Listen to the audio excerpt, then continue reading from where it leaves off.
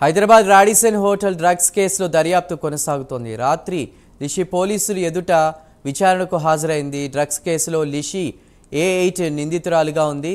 ఇక urine blood samples సేకరించి శాంపిల్స్ను ల్యాబ్కు పంపించారు. 4 రోజుల క్రితం తన సోదరి కనిపించడం లేదని లిషి సోదరి కుషిత పోలీసులకు ఫిర్యాదు చేశారు. రాత్రి లిషి పోలీసులు విచారణకు పిలిచినట్టు తెలుస్తోంది.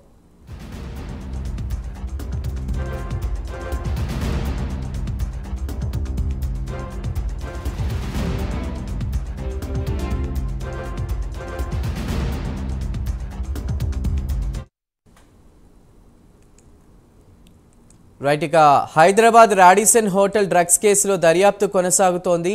రాత్రి లిషి పోలీసుల ఎదుట విచారణకు హాజరైనట్టు తెలుస్తోంది. పూర్తి వివరాలు అందించడానికి మా ప్రతినిధి సిరాజ్ సిద్ధంగా ఉన్నారు. సిరాజ్,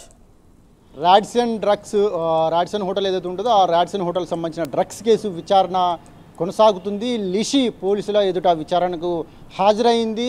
స్టేట్మెంట్ను పోలీసులు రికార్డ్ చేశారు.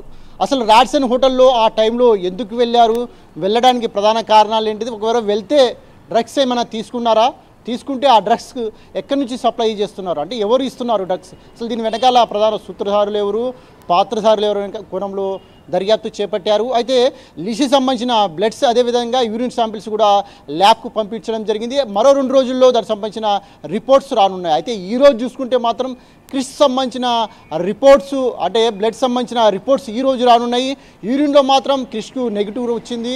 బ్లడ్ సంబంధించిన రిపోర్ట్స్ ఈరోజు రానున్నాయి. అంటే క్రిష్ ఈ కేసులో, అంటే డ్రగ్స్ కేసులో డ్రగ్స్ తీసుకున్నాడా లేదా అనేది మాత్రం ఈరోజు తేలబోతుంది. మరోవైపు క్రిష్ మాత్రం హైకోర్టును కూడా ఆశ్రయించడం జరిగింది. దానికి సంబంధించిన ముందస్తు బిల్, అంటే ఈ డ్రగ్స్ కేసులో సంబంధం ఈ డ్రగ్స్ కేసులో తనకి ఎక్కడ కూడా సంబంధం లేదు, పోలీసులు తనను కావాలని ఇరికించే ప్రయత్నం చేస్తున్నారు, సో కావున ముందస్తుగా బెయిల్ ఇవ్వాలంటూ కూడా క్రిష్ మాత్రం హైకోర్టులో పిటిషన్ వేయడం జరిగింది. దానికి సంబంధించిన పిటిషన్ వాదోపవాదాలు విన్న న్యాయస్థానం ఈ రోజుకి వాయిదా వేసింది. అయితే ఈరోజు దీనికి సంబంధించిన పిటిషన్ వాదోపవాదనలు జరగనున్నాయి. ఒకవైపు క్రిష్ సంబంధించిన న్యాయవాదుల వాదోపవాదనలు, మరోవైపు పోలీసులకు సంబంధించిన న్యాయవాదుల వాదోపవాదనలు కొనసాగున్నాయి. వాదోపవాదనల అనంతరం ఎటువంటి తీర్పు ఇచ్చిందో మనం ఖచ్చితంగా వేచి చూడాలి. ఒకవైపు న్యాయస్థానం నుంచి తీర్పు, మరోవైపు ఏదైతే క్రిష్ సంబంధించిన బ్లడ్ శాంపిల్స్ రిపోర్ట్స్, ఆ క్రిష్ సంబంధించిన బ్లడ్ శాంపిల్స్లో పాజిటివ్ వస్తుందా, నెగిటివ్ వస్తుందా, న్యాయస్థానం ఎటువంటి తీర్పు ఇవ్వబోతుందో మరి కాసేపట్లో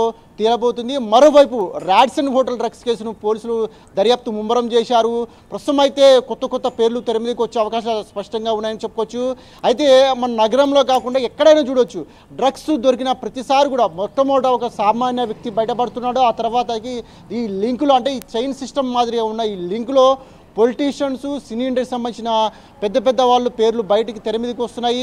మొత్తం మీద అయితే దీనికి సంబంధించిన కేసు దర్యాప్తు కొనసాగుతుంది. అంటే ఈరోజు విచారణలో ఎటువంటి కొత్త విషయాలు బయటపడతాయో మనం ఖచ్చితంగా వేచి చూడాలని కూడా చెప్పుకోవచ్చు. Right Siraj, thank you.